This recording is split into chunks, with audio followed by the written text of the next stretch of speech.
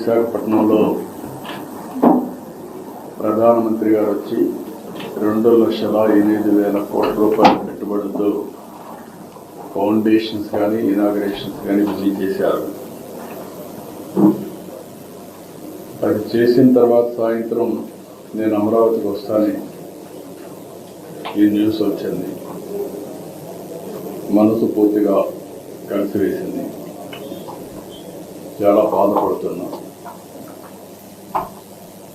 వెంకటేశ్వర స్వామి సన్నిధిలో ఎప్పుడు కూడా మనసా వాచ ఇక్కడ ఎలాంటి అపచారాలు జరగకూడదు, అలాంటి పవిత్రమైనటువంటి దివ్యక్షేత్రంగా దీన్ని ఎల్లప్పుడూ నిలబెట్టాలని నా తాపత్రయం. ఒక భక్తుడుగా, ఒక ముఖ్యమంత్రిగా ఈ దివ్యక్షేత్రం యొక్క పవిత్రత కాపాడే బాధ్యత ఎప్పుడు తీసుకుంటున్నాను, ఇప్పుడు కూడా తీసుకుంటాను. అయితే జరిగిన సంగతి చూసిన తర్వాత నేను సైట్ దగ్గరికి వెళ్ళాను. సైట్ అంతా కూడా చాలా డీటెయిల్గా పరిశీలించాను. అక్కడి నుంచి హాస్పిటల్కి వెళ్ళాను, అందరితో మాట్లాడాను. కొంతమంది కుటుంబ సభ్యుల్ని, వాళ్ళ గ్రామస్తుల్ని, బంధువులు పోగొట్టుకున్న ఉన్నారు హాస్పిటల్. ఇంకా వాళ్ళతో కూడా మాట్లాడాను. తర్వాత వచ్చి ఆఫీసులో కూడా కొంత సమీక్ష చేశాను. నేను అన్ని విధాలా, అన్ని కోణాల్లో నాకు సమాచారం ఉంటే దాన్ని బట్టి ఎలాంటి సంఘటనలు పునరావృతం కాకుండా ఉండడానికి ఎలాంటి నిర్ణయాలు చేస్తే దోహదం చేస్తాయో అలాంటి నిర్ణయాలు చేయాలనేది నా ఉద్దేశం. నేను ఏం చేసినా కూడా నా మనస్సాక్షిగా ఈ దివ్య క్షేత్రాన్ని మళ్ళీ పవిత్రత కాపాడడానికి ప్రయత్నం చేస్తాను. అందుకని ఈరోజు కొన్ని నిర్ణయాలు తీసుకుంటూ కొన్ని డైరెక్షన్ కూడా ఇస్తున్నాను. అదే మరి బోర్డు చైర్మన్ ఉన్నాడు, ఈఓ ఉన్నారు, వాళ్ళు కూడా ఈ మెంబర్ కూడా ఉన్నారు. వాళ్ళు కూడా చాలా స్పష్టంగా ఆదేశాలు ఇస్తున్నారు. వాళ్ళు కూడా బోర్డులో డిస్కస్ చేసి నేను చెప్పిన నిర్ణయాలు కరెక్ట్ అని బోర్డు కూడా భావిస్తే వాళ్ళు అవన్నీ అమలు చేస్తారు. అల్టిమేట్గా ఏ వ్యక్తి కూడా ఈ పవిత్ర క్షేత్రం వ్యక్తిగత ఎగోతో కానీ, మన యొక్క అసమర్థతో కానీ,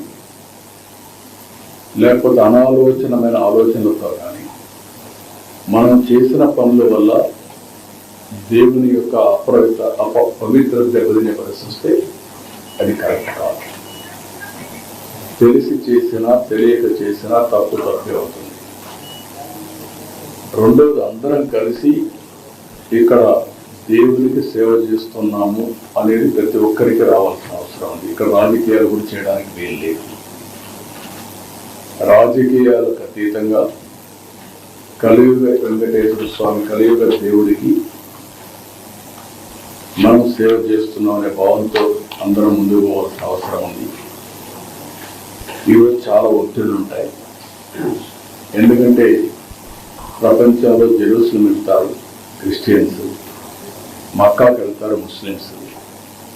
హిందువుస్ అంతా జీవితంలో వెంకటేశ్వర స్వామి దగ్గరికి దర్శనం చేసుకోవాలని కోరుకుంటారు. రెండోది, వైకుంఠ ఏకాదశి రోజున రావాలని అందరూ కూడా వాళ్ళ జీవితంలో ఒక పెద్ద దీక్ష. ఎందుకంటే ఈరోజు వస్తే నేరుగా వైకుంఠ ద్వారం ద్వారా దేవుని దర్శనం చేసుకునే అవకాశం వస్తుంది. ఇది చేస్తే మనం స్వర్గానికి పోతామని కూడా నమ్మకం. ఆ నమ్మకంతో అందరికి కూడా చాలా మందితో నేను మాట్లాడాను. 10 సార్లు వచ్చారు, 12 సార్లు వచ్చారు, 13 సార్లు వచ్చారు. ఇక్కడ జరిగినప్పుడు కూడా సంఘటన నేను సింక్రనైజ్ చేసుకుంటే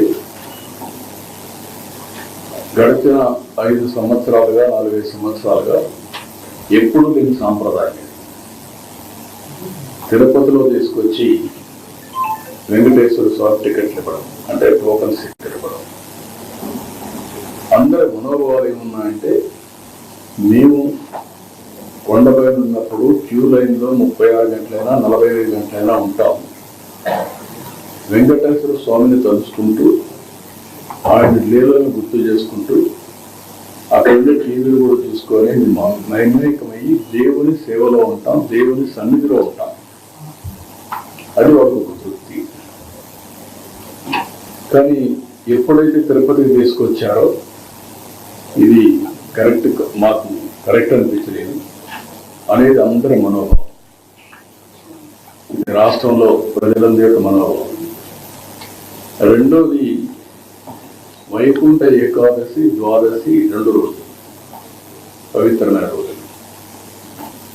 ఇది 10 రోజులు చేశారు. ఎందుకు చేశారు నాకు తెలియదు.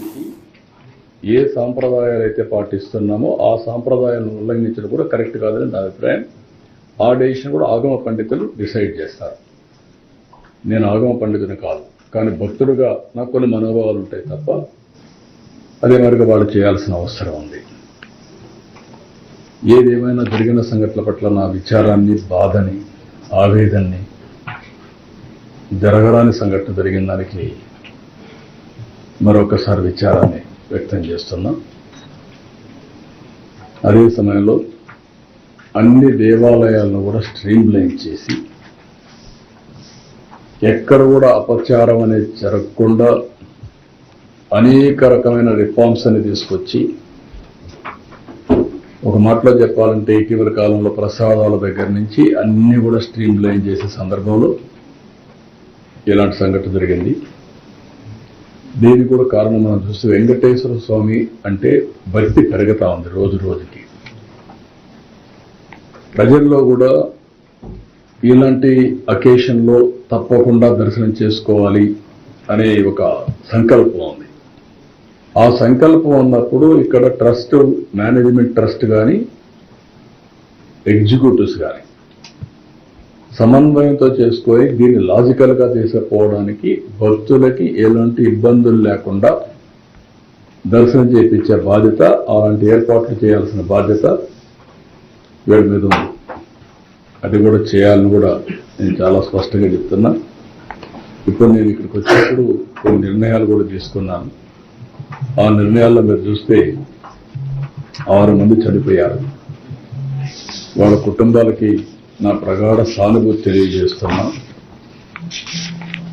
అదే సమయంలో ఆ 6 కుటుంబాలు కూడా ఎస్ లావణ్య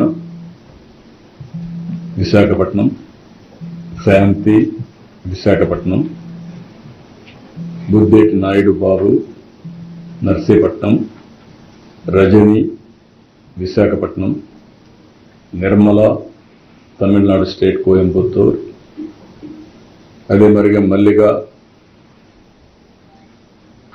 వీళ్ళు మెట్టు సేలం. వీళ్ళు మొత్తం 6 మంది చనిపోయారు. వాళ్ళ కుటుంబాలకి నా ప్రగాఢ సానుభూతి తెలియజేసుకుంటూ వాళ్ళ ఆత్మకు శాంతి కలగాలని భగవంతుడిని ప్రార్థిస్తూ ఆ కుటుంబాలకు ఒక్కొక్కరికి 25 లక్షల రూపాయలు ఇమ్మీడియట్గా ఆర్థిక సహాయం టీటీడీ ద్వారా ఇస్తాం. 25 లక్షల రూపాయలు బోర్డు కూడా చెప్తున్నాను, వాళ్ళు కూడా వర్కౌట్ చేసి చేస్తారు.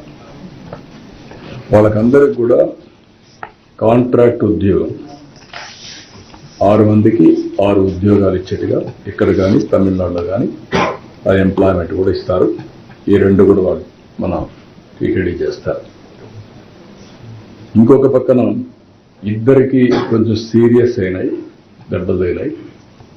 వాళ్ళిద్దరికి ఒక్కొక్కరికి 5 లక్షల చొప్పున ఆర్థిక సహాయం చేసి వాళ్ళ ఆరోగ్యం మెరుగయ్యే వరకు ప్రభుత్వ ఖర్చులతోనే మొత్తం చేస్తాం. వాళ్ళకి 5 లక్షల రూపాయలు ఇస్తాం. మిగిలిన వాళ్ళు దగ్గర మీరు చూస్తే ఆ 2 కూడా తిమ్మక్క, 2 ఈశ్వరమ్మ, 33 మందికి ఇంజరీస్ అయినాయి. ఆ 33 మందికి ఒక్కొక్కరు 2 లక్షల రూపాయల చొప్పున ఆర్థిక సహాయం చేసి వాళ్ళు వచ్చింది వైకుంఠ ఏకాదశి రోజున దేవుని దర్శనం చేసుకోవాలనుకుంటున్నారు. వాళ్ళ సంకల్పం చూస్తే ఈ రోజు కూడా నడవలేని పరిస్థితుల్లో కొంతమంది బాగా దెబ్బలు తగిలి కొంచెం ఇబ్బందుల్లో ఉన్న ఎట్టి పరిస్థితుల్లో రేపు మేము దర్శనం చేసుకోవాలి అనే సంకల్పం ఉంది. వాళ్ళ సంకల్పాన్ని నెరవేర్చడం కోసం ఆ 33 మందిని ఈ ఇద్దరిని దర్శనానికి ఏర్పాటు చేస్తున్నాం. రేపు ప్రత్యేకంగా వాళ్ళకి దర్శనం ఏర్పాటు చేసి మనమే డబ్బులు ఖర్చు పెట్టి వాళ్ళ ఊర్లో వాళ్ళని చేర్చే బాధ్యత కూడా తీసుకుంటాం. అంతలోపల ఇవన్నీ కూడా ఫార్మాలిటీస్ అన్ని కంప్లీట్ చేస్తాం. ఇంకొక పక్కన ఇలాంటి సంఘటన జరిగినప్పుడు అడ్మినిస్ట్రేషన్ కూడా చాలా అప్రమత్తంగా ఉండాలి. ఇంకా మానిటరింగ్ మెకానిజమ్స్ కూడా పర్ఫెక్ట్గా ఉండాలి. నాకు అందులో కొన్ని లూప్ హోల్స్ కానీ లీకేజెస్ కానీ కనపడొస్తున్నాయి. అందుకే అక్కడ ఉండే ఆఫీసర్ ఎవరైతే ఉన్నారో డిఎస్పీ రమణ కుమార్ అయితే బాధ్యత లేకుండా పనిచేశారు. అదే మరిగా అరుణాథ్ రెడ్డి డైరెక్టర్ గోశాల, ఒకరు పోలీస్ ఒకరు అడ్మినిస్ట్రేషన్ పెడితే ఇద్దరు జరిగే అది జరగకుండా కాపాడవలసిన బాధ్యత వీళ్ళపైన ఉంది. జవాబుదారితనంతో ఉండాలి, పనిచేయాలి. ఇద్దరు పనిచేయలేదు, ఇద్దరిని సస్పెండ్ చేస్తున్నాం. ఎవరైతే ఆఫీసర్స్గా ఉండి ఎస్పీ సుబ్బరాయుడు గారు కానీ జేఈఓ గౌతులు కానీ సివిఎస్ఓ శ్రీధర్ ముగ్గురిని తక్షణమే ట్రాన్స్ఫర్ చేస్తున్నాం. మనమంతా బాధ్యతతో ప్రవర్తించవలసిన వ్యక్తులు. మన వల్ల ఇలాంటివి జరిగినప్పుడు వీళ్ళు కూడా బాధ్యత తీసుకోవాల్సిన అవసరం ఉంది. అది కూడా వాళ్ళకి ఇది చేస్తాం. ఇదైన తర్వాత ఒక జ్యుడిషియల్ ఎంక్వైరీ కూడా వేస్తున్నాం. వాస్తవాలన్నీ అధ్యయనం చేసి నాకు గవర్నమెంట్కి రిపోర్ట్ ఇస్తారు. ఇలాంటివి ఎక్కడా జరగడానికి వీలు లేదు. గవర్నమెంట్ చాలా స్పష్టంగా ఉన్నాం. జరిగిన దానికి చాలా బాధపడుతున్నాం. ఇది కాకుండా ఇటు చైర్మన్ కానీ ఇంకొక పక్క ఎగ్జిక్యూటివ్ ఆఫీసర్ కానీ మేనేజ్మెంట్ అండ్ ఆల్సో ఎగ్జిక్యూటివ్స్ ఇంకా సమన్వయంతో పనిచేయాల్సిన అవసరం ఉంది. ఎక్కడ కూడా బోర్డు మెంబర్స్ కూడా ఇక్కడ ఉన్నారు. మీ అందరి మీద ఎక్స్పెక్టేషన్స్ ఉన్నాయి. నేను చాలాసార్లు చెప్తున్నాను, మీ యొక్క వ్యక్తిగతమైనటువంటి ఆలోచన విధానాలు దేవునికి అప్రతిష్ట తెచ్చే పరిస్థితి వస్తే అందరం కరెక్ట్ చేసుకోవాల్సిందే. ఓసారి దేవుని మీద భక్తి ఉంటుంది, మనం చేసే పనులు మాత్రం ఓసారి ఉత్సాహంతో కాదని లేక కొన్ని చేసే పరిస్థితి వస్తుంది. అలాంటి చేయకుండా దేవుని పవిత్రతకు దెబ్బ లేకుండా చేసే బాధ్యత మీ అందరిపైన ఉంది. మీకు మనస్సాక్షి ఉంది, ఆ మనస్సాక్షిగా పనిచేయండి. అందరూ కలిసి అవసరమైతే మీరందరూ కూడా ఇన్వాల్వ్ అయ్యి ఒక్కొక్కరు ఒక బాధ్యత తీసుకొని ఒక సేవకులుగా మీరు సేవ చేయండి. పెత్తందారులుగా మీరు వచ్చి దేవుని దగ్గర చేస్తే మాత్రం చాలా చెడ్డ పేరు వస్తుంది. ఈ విషయాన్ని కూడా గుర్తుపెట్టుకోవాల్సిన అవసరం ఉంది. ఇవన్నీ నేను ఈరోజు చూసిన తర్వాత నా అబ్జర్వేషన్స్ ఇవి. దీని మీద చాలా స్పష్టంగా మరొక్కసారి ఇక్కడుండే అందరికీ విజ్ఞప్తి చేస్తూ ఈ పవిత్రతను కాపాడతామని భారతదేశంలోని ప్రజలందరికీ విజ్ఞప్తి చేస్తూ రాష్ట్ర ప్రజానికానికి విజ్ఞప్తి చేస్తూ సెలవు తీసుకుంటున్నాం. అందరికీ నమస్కారం.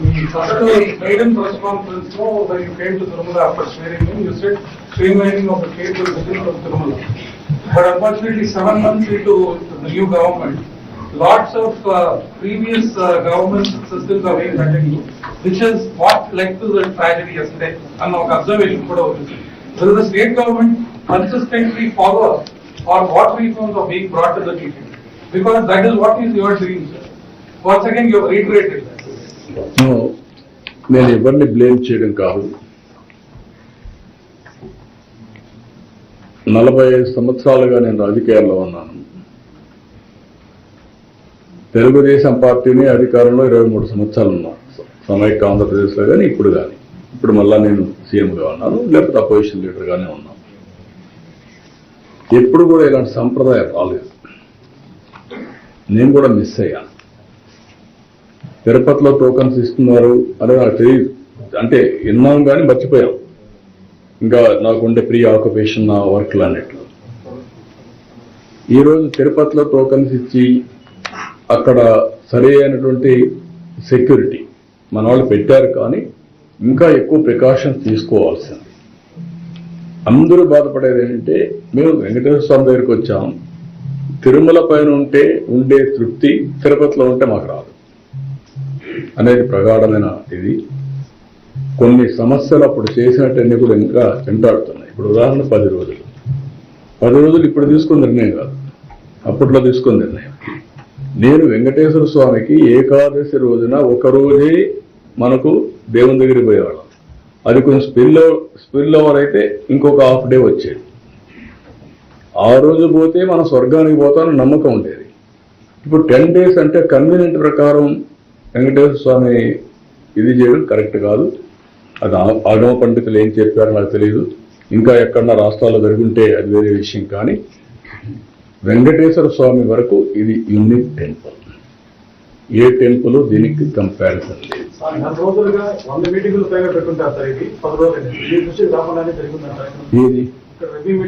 అవన్నీ వాడు నేను ఏంటంటే నేను వాళ్ళ ఫ్రీడమ్ ఇచ్చాను, చేసేంత వరకు ఫ్రీడమ్.